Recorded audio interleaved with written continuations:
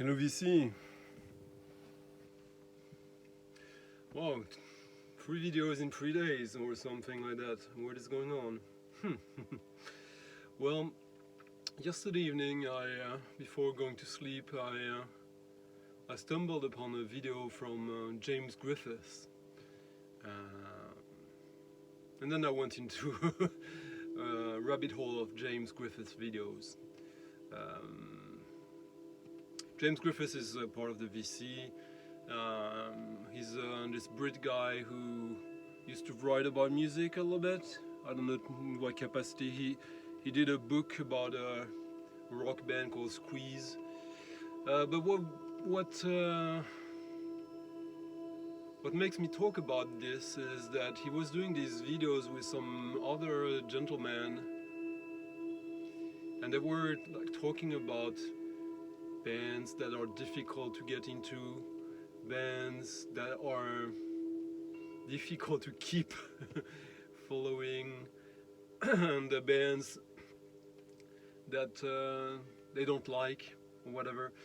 And it was funny to me to notice that quite often James would start to lament that he hasn't gotten more records from that band, like the Pixies, which he loves, and he hasn't.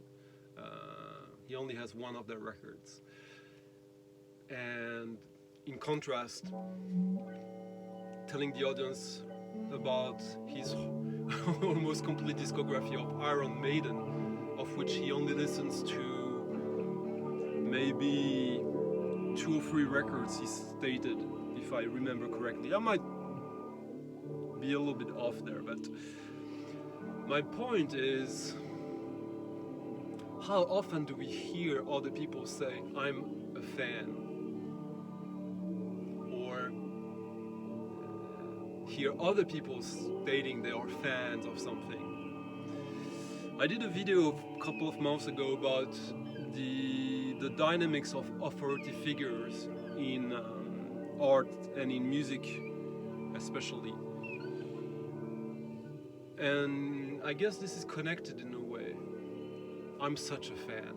Yeah, I'm such a fan of a few artists, but as a general rule, I try to avoid being a fan of anything in any kind of medium.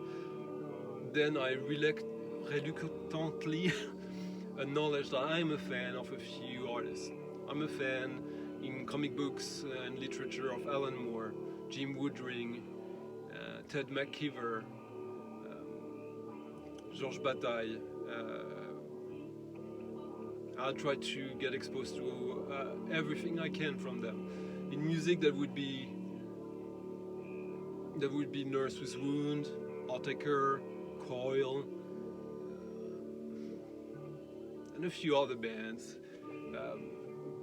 But there are these bands that are easy to have everything of, because they have a small discography. Most bands only have like 2 or 3 albums anyways, if even so. I would say that most bands in history have only 1 record, the one they existed for. But to the larger point, I noticed that the bands I accept considering myself a fan of are largely active, overactive when I started to be a fan of. And that makes a huge difference, because I don't feel bad having a few records of Nurse with Wound that I don't love. There are not that many, actually, to be fair. He's been good at reinventing himself very often, and going back and forth in his various contradicting or versatile interests. But I mean, he's still active, so by purchasing his music, I support him. I support the potential of more music I might like. But being a fan of a band from the past and having everything of theirs, that is a little bit more problematic for me. Problematic, I mean, everyone does whatever they want. But we only got this much shelf space, and money. Why buy these records because you're a fan of this band, only for them to be listened to once, twice, and then be sitting on the shelf or in a box with kind of an awkward feeling about them, an awkward look whenever you think about them. There's no reason. And yeah, so basically, I think it is interesting and very productive to be hard on yourself on what, even on the artists you love, you're a fan of. For example, I'll give you a few examples. Like right now, we're listening to Karl-Heinz Stockhausen. He's got a vast discography, and this is Sternklang, and this was released in the early 80s, late 70s, 76. I got something like probably like 20 albums of Stockhausen. There are probably like 50 or 60. I know most of them. I think I got all the ones I want, apart from one that I'm waiting to stumble upon. It's not what I love the most about him, but I really like it. It's Hymnen. But all the other ones, I've listened to them, and they are interesting, but they're not for me, or not for me now, so I just let it go. And I mean, this is like modern, classical, avant-garde, so maybe it's easier to have a different kind of relation to the music. Like this, Kurzwellen from Stockhausen, this is my favorite of his. I can't say, I mean, the package is amazing. I love it, but saying I'm a fan of the Beatles and I'm a fan of Stockhausen, of course, I'm aware of how cheeky or like off it might be in a way. But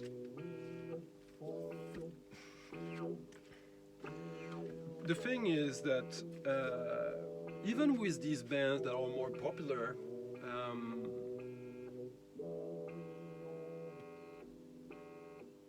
it's good to not stack your shelves of their records. This band, or this artist, Chris Isaak, I love Chris Isaak. I love his first 2 albums, and his third one has got a great song on it, maybe 2, and that's it. I don't need anything more from him, because it's not an artist like Pram, Nurse's Wound, that reinvent themselves often and go back and forth in their various obsessions. Like Pram starting with like kind of post-punkish lullaby Robert Wyatt, then going more into dub, and then going into exotica, and then Ennio Morricone. But the thing is that when Dolly Parton does like a disco record in the late 70s, early 80s, why does she do that? Because that is what is popular then. She's trying to rebrand herself into the zeitgeist. Coil, Pram, these guys, like when they reinvent themselves, it's not to fit something that was popular when they're doing it. It's to challenge themselves, to grow. And maybe you're growing with them, or maybe you're parting because they go in a direction that doesn't work for you. But at least they're growing. They're not just trying to fit in. So these are artists that are worth following, at least until you realize that this path is not for me. This band, The Cure, I love this album. I love the single of it, Forest, and that's it. I don't like the first album. I don't like the albums after. I used to really not like them. With age, of course, I don't mind them. It's just not for me. There's a B-side on this single, on the Why Can't I Be You? I don't like that song, but I like A Japanese Dream, the B-side, which I think is exclusive to this. So I got it like that. Like a band like Jesus and Mary Chain, which admittedly I could lazily say I'm a fan. Their first album, Psycho Candy, actually I don't like it very much. It doesn't feature their very first 7-inch single that was on Curation and on another label as well, I think. And the two songs, there's one song I like on one of the singles, and one other song I like, which is a B-side on one of the singles. I don't need the album. The second album, it's a different story. I really, really like Darklands. I even like most of the B-sides of the various singles from Darklands, Jason Mary Chain. And then comes the third album. I don't like it. I don't have it. There's one EP single with one song. I don't remember if it's a song from the album or a B-side I like, so I got the single. Fourth album I love. I really love. Maybe my favorite of theirs. There's a few singles of it that have some interesting tracks but don't add necessarily versions of tracks from the album, but I prefer they don't add anything for me, so I don't have them. And then comes the single before the next album. This is really good, The Sound of Speed. And the compilation that compiles this with some B-sides from Honey's Dead and various tracks from that. And then, that's it, I'm done. It's a band that is very important to me. And I don't have their first album or their third album. I'm fine with that. I have the stuff that I really like from them, and I can lazily call myself a fan. And maybe it's weird for some people to say, "Oh, you don't have Psycho Candy, you don't have what's the name of the third album?" I don't even remember. I just don't care for it so much that. But James Griffiths, he was saying that a lot of the reason why he becomes a fan of a band, or that he calls himself, like my sister who's a fan of David Bowie. I like David Bowie, I have a few records of his, but I think there is the self-identification process that is very crucial to this, and they acknowledge this. I don't really have that. Maybe I had it when I was a teen, but now it's more being impressed by something that is different than me, and it's not a struggle. Like, the challenge is exciting, the challenge is pleasure, is enjoyable. So it's not an issue. A few other examples. A band that, an artist that I've stated that I have an obsession with him, and it's my favorite musician. It's Steve Lacy. This is Axiom, a solo soprano saxophone album from 1977 on Red Record, French label. Oh no, it was actually also, no, it's Swiss. It's on Futura, also French label that I'm a fan and that I kind of collect. I admit I have a little bit of a blind corner there, but I got this as I got some 70, 80 other Steve Lacy records in France way back. And I remember, I knew there was a volume 1 to this. This is, volume 2, yeah. This is Axiom. And I was in Japan, in Tokyo. And this is a record that was like $40 or so. And I find Axiom 2 for something like 10 or 15. Very, very good price. I listened to it. It's good. I feel I don't need it. There's a reason why it's called Axiom 2. It's very similar to this. And I left it there. It was like almost pocket money. Steve Lacy is an artist that for some reason I have an obsession with, and I kind of collect, but I can still manage to refrain from buying anything from him, even when there are good records, even when there are good deals. I don't need good deals if it's just gonna be on the shelf, sitting there looking at me, and yeah, it's not important for me. Steve Lacy's first, or not maybe his first records, but I think it might be his first solo on Prestige. This is the original with Don Cherry. This is Don Cherry's first record with his name on the cover as one of the leaders. Don Cherry is a bit different. Don Cherry, when he start to become a leader in the early 60s, till the end of his career, I like everything. There are some records I don't need because I don't like every single one of his, but I have most of his records. Again, it's easy for people to say I'm a fan of, to say about me that I'm a fan of Don Cherry. I could lazily say that myself, but now I don't collect him because I try not to collect records despite everything here that might tell you otherwise. I have a collection, but collecting is a little bit different for me. And being a fan leads you to becoming a collector. What else? Yeah, Population 1, Terrence Dixon. I have a lot of techno and house records. There's very little of this kind of music that still works for me, new stuff I mean. Terrence Dixon, aka Population 1, is one of the few artists that still makes relevant stuff for me in that field. He is productive, but not super productive like Jeff Mills. Jeff Mills I love, but out of his output, I don't buy anything anymore of his. Even when it's good, it's just not crucial. This guy managed to do some crucial records every now and then, but I'm being careful. I try not to get everything because his music he's got a couple of formulas, which is the case with a lot of artists that you like.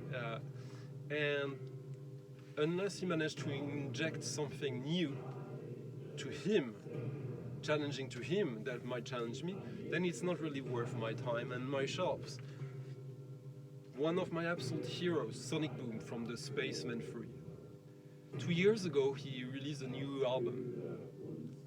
It had been a very, very long time since he did that.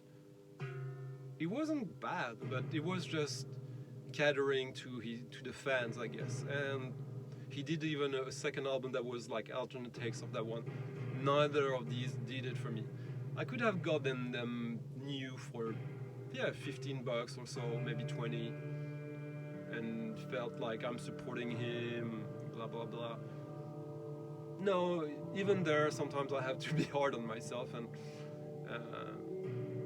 it's becoming increasingly easy to be hard on myself, because the idea that there's very few bands or artists that I need more than 2 or 3 records of, that is a very, firstly, appealing idea, but it is also a very healthy attitude from experience.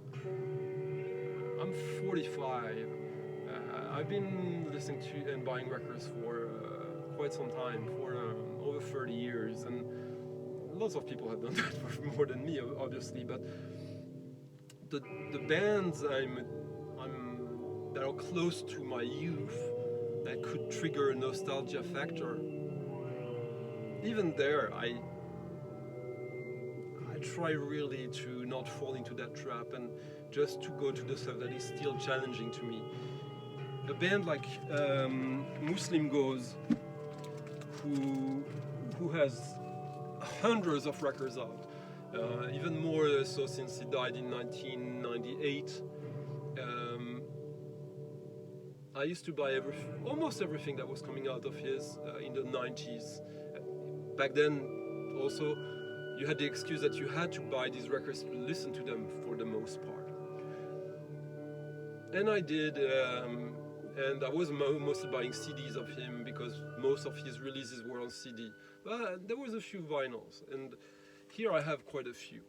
But this is what I need from him. Now there's tons of reissues of his. I bought a few. My favorite records of his, Mula Said.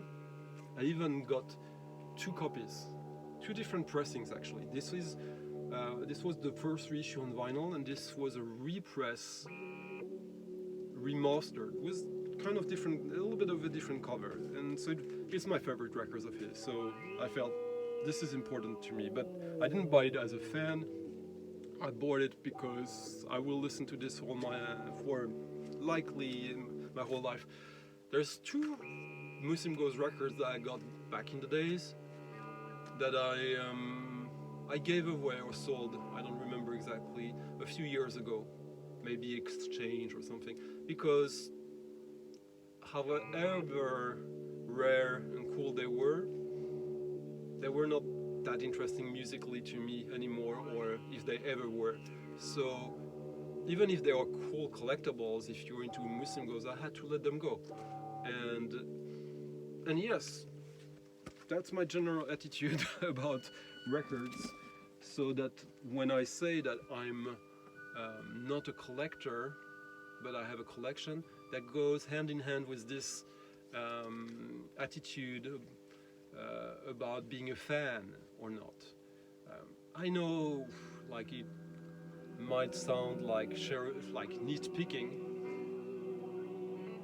but rather than have 3-4 LPs of second-tier material from Muslim Goes, I'd rather have this 7-inch with 2 tracks, some of his absolute best, limited to 100 copies from '96, which was not easy to find in good condition. I've bought this twice to get a clean copy of this, and both times it was expensive records. I'd rather have this and enjoy it focused only 1 track aside. I don't mind that if it's the music I like, rather than filling my shelves with records that are cool to collect but pointless to own as a music lover or whatever. So that was my 2 cents for the day, a little bit of these rants, and I hope I didn't waste too much of your time. I wanted, this was one last example related to these times where you had to buy the records to listen to them. Even 10 years, 15 years ago, Pietro Grossi. These records have been reissued recently. Italian library soundtracks, avant-garde. He used to be Pietro Grossi in the Il Gruppo di Improvvisazione Nuova Consonanza with Ennio Morricone. And this is quite similar music to Ennio Morricone, but also quite its own. I got like dozens of records from Pietro Grossi. They were hard to find, sometimes expensive. I think I only have something like 12 left, 10 or 12, because a lot of these were kind of samey, as they are library records, like trying to fit a style, the purpose, like an atmosphere. So I felt that I only want to keep the ones that are unique and that show a path, or that goes in a path that was really interesting to Pietro Grossi, that was core to his music. Otherwise, I don't need them. And sometimes it served me right, because these records were very nice to sell. Anyways, that's it for today. I hope everyone is good. I hope everyone is happy with what they have, and I hope everyone can purge a little bit. Even if purging is not really what I'm talking about, I'm talking more about purging preemptively, not even buying the stuff that from bands you love, but that either they're not doing anything anymore that move the cursor, or you're just only that much interested in them and only 1, 2 or 3 records is just good enough. Anyways, that's it. Thank you for today, and I'll see you soon.